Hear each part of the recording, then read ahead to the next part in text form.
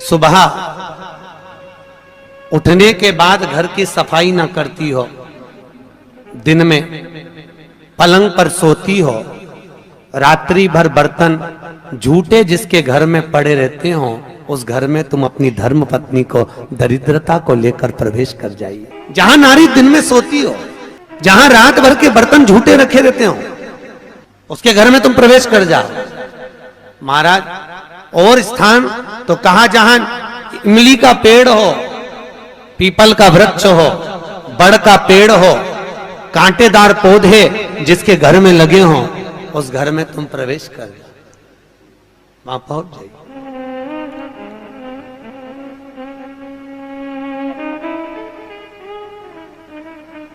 महाराज, अब दुस्साह मुनि और दुर्वासा जी की तो बात चल रही है, इतने में भगवान नारायण और लक्ष्मी का विवाह हो गया था। तो नारायण लक्ष्मी जी नारायण से बोली, अपने विवाह को आज 15 दिन हो गए, मेरी बहन के विवाह को 20 दिन हो गए, अपन मिलने नहीं गए, एक बार चलो ना मिलने। भगवान बोले चल चलते, और भगवान नारायण सीधे उस ज्येष्ठा से मिलने के लिए, दरिद्रता से मिलने के लिए चल। अब दरिद्रता से मिलने के लिए जैसे ही पहुंचे तो दरिद्रता कहां बैठी हुई थी? पीपल के पेड़ के नीचे। पीपल के पेड़ के नीचे दरिद्रता बैठी है, और वहीं पर पहुंच गए। अब आप किसी से मिलने जाओगे तो क्या लेकर जाओगे? अरे बोलो तो क्या ले जाओगे? डंडा की मिठाई? डंडे लेकर जाओगे कि मिठाई लेकर जाओगे? अरे बोलो तो मिठाई लेकर जाओगे ना, कुछ भी मिष्ठान मुंह मीठा कराने के लिए। जिसकी विवाह हुआ है, अभी विवाह हुआ है, तो उसके यहाँ मिठाई का डब्बा लेकर चले, और मिठाई का डब्बा ले जाकर जैसे ही भगवान नारायण लक्ष्मी को दिया, लक्ष्मी ने तुरंत ज्येष्ठा देवी को दिया। ज्येष्ठा को दिया तो देते ही दरिद्रता ने मिठाई का डब्बा फेंक दिया, और फेंकते से ही बोली, लक्ष्मी तू मेरी छोटी बहन है, तुझे इतना नहीं मालूम कि तेरी बड़ी बहन खाती क्या, और मेरे लिए तू मिठाई लेकर आई है? तू पागल हो गई है, मूर्ख हो गई है, जो तू मेरे लिए मिष्ठान लेकर आई है? तुझे मालूम नहीं कि मुझे खट्टा और तीखा पसंद है। लक्ष्मी जी की आंख में आंसू भर गए। लक्ष्मी जी बोली, जीजी मैं तो समझी कि तुम्हारा विवाह हो गया है, हो सकता है तुम कुछ चेंज करी हो अपने स्वाद को, क्योंकि विवाह होने के बाद थोड़ा सा व्यक्ति बदल जाता है। मुझे लगता है आपने कुछ चेंज करा होगा, इसलिए मैं आपके लिए मिठाई लेकर आई। लक्ष्मी तुझे मालूम नहीं मैं क्या खाती हूं? मुझे नहीं चाहिए, मिठाई का डब्बा फेंक दिया। आज भी कई दरवाजों पर, कई दुकानों पर आपने नींबू मिर्ची टंगा हुआ देखा होगा। कई लोग कहते हैं नजर से बचाता है, नजर से नहीं, लक्ष्मी और दरिद्रता ये दोनों बहनें हर एक व्यक्ति के घर में प्रतिदिन प्रवेश करती है।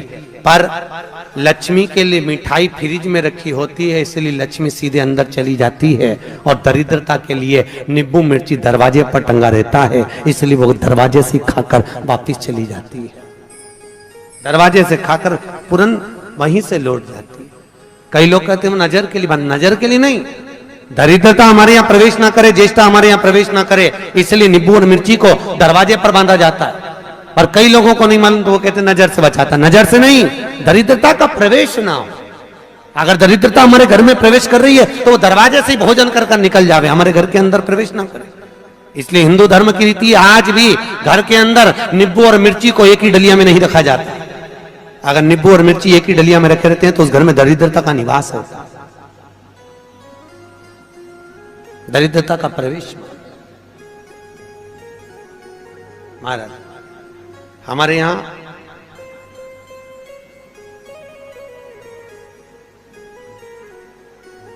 तीन चीजें बेटी की विदाई में नहीं दी जाती, आप लोगों को मालूम है।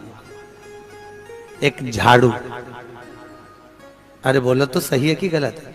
एक झाड़ू बेटी की विदाई में नहीं देते। एक चलनी छानने की बेटी की विदाई में नहीं देते, और एक अचार की बरनी बेटी की विदाई में नहीं देते।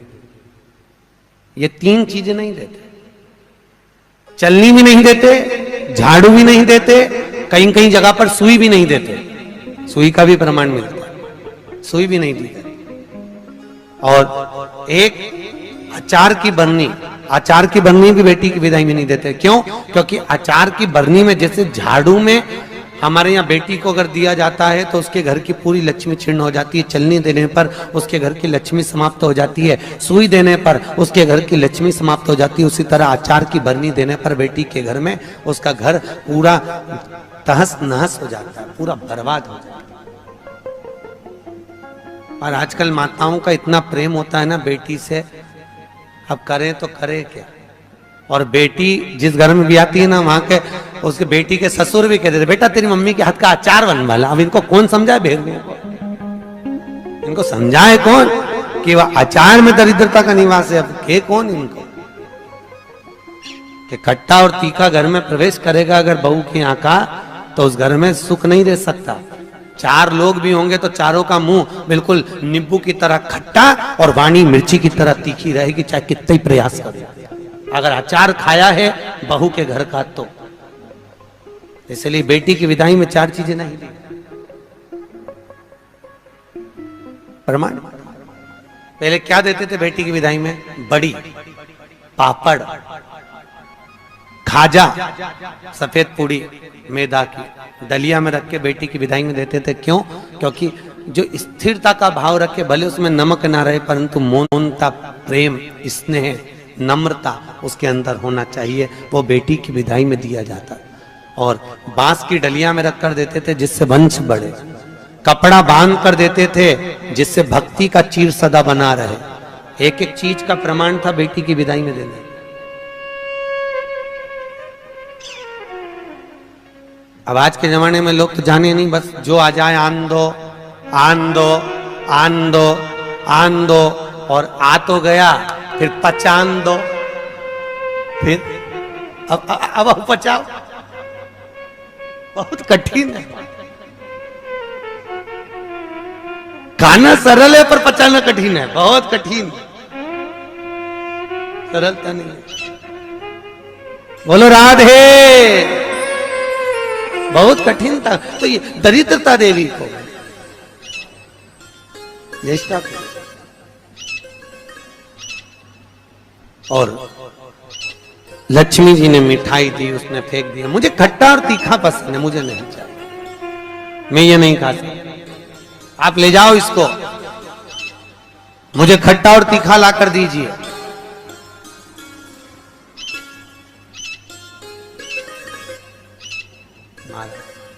मुझे खट्टा और तीखा चाहिए। समझाया। भगवान विष्णु लक्ष्मी जी से कह रहे हैं तेरी बहन को समझाना बहुत कठिन है, तू चल।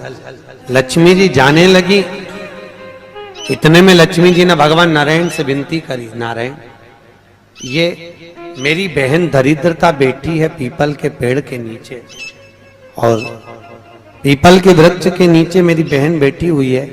इस पीपल के वृक्ष के नीचे तो ना जाने कितने कितने लोग पूजन करने के लिए आएंगे, ना जाने कितने कितने लोग पूजन करने के लिए पहुंचेंगे, और ये दरिद्रता यहाँ बैठी रहेगी तो दुनिया के लोगों के साथ में तो ये दरिद्रता पीछे पीछे उनके घर चली जाएगी।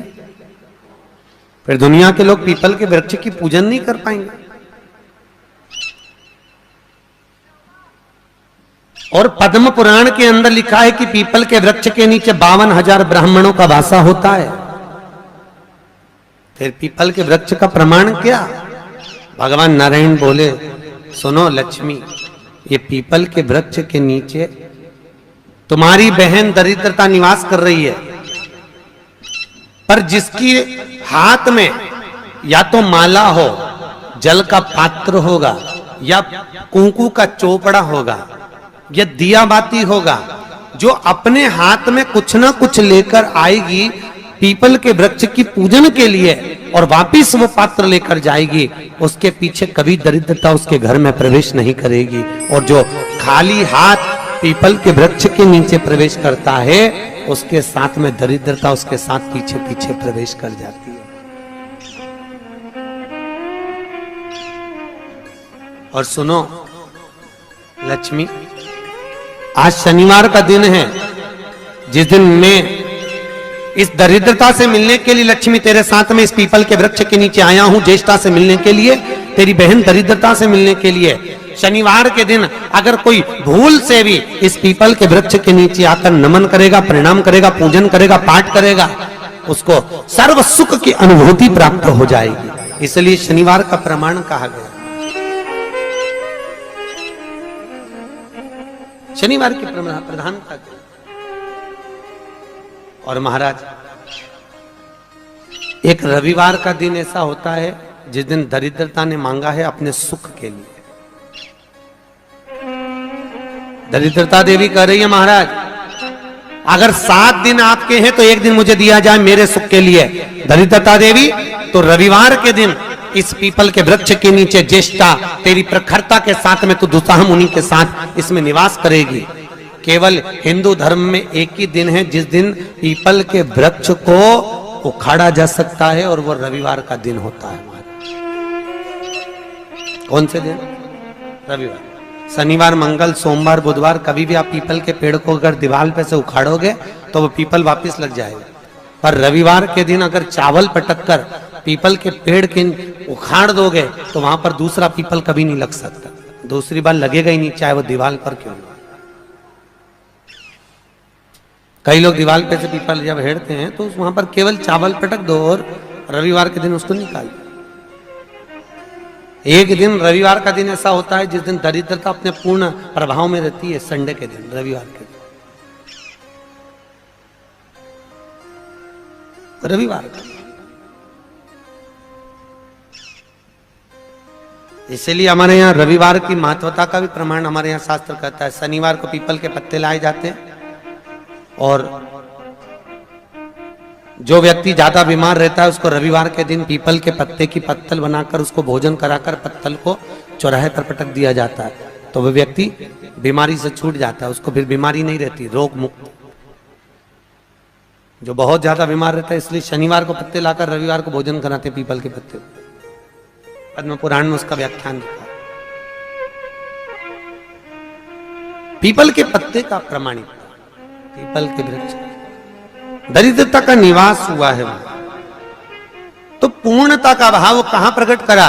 तो भागवत कहती है मनुष्य की पूर्णता कहां है? तो मनुष्य की पूर्णता है भगवान के भजन में, भगवान की कथा में, भगवत तात्विक सुख के अंतर्गत भगवान की पूर्णता मानी। पूर्णता का बड़ी मुश्किल से मनुष्य देह मिलता है, और उस मानव देह को पाकर भगवत भजन करना बहुत कठिन, बहुत कठिन। हाथ उठाए हो। नहाने और स्नान में अंतर है। बाथरूम में गए, साबुन लगाया, पानी डाला, इसको कहते हैं नहाना। और स्नान का मतलब क्या है? स्नान का मतलब है हमारे कर्म कांडों में, हमारे शास्त्रों में पंडित कहते हैं स्नान कर कर आइए। स्नान का मतलब ये नहीं कि पानी डाला, तालाब में कूद गए, स्नान कर लिया, स्नान वो नहीं है। स्नान का मतलब है मनुष्य के शरीर में 3.5 करोड़ रोम छिद्र होते हैं। कितने? 3.5 करोड़ रोम छिद्र। और एक दिन में जब मनुष्य के मुख से 3.5 करोड़ बार भगवान का नाम निकल जाता है, तब जाकर मनुष्य का स्नान हो पाता है। जो बाथरूम में जाकर पानी कूड़ा वो तो नहाना हुआ। स्नान करने से अहंकार घटता है और नहाने से अहंकार बढ़ता है। तुम जितनी बार मुंडा धोगी फेस बात से, उतनी बार दर्पण में मुंह देखोगी कितनी जोरदार लग रही, फिर मुंह धोगी, फिर अहंकार बढ़ेगा, फिर मुंह धोगी, फिर अहंकार बढ़ेगा। तो नहाने से अहंकार बढ़ता है और स्नान से अहंकार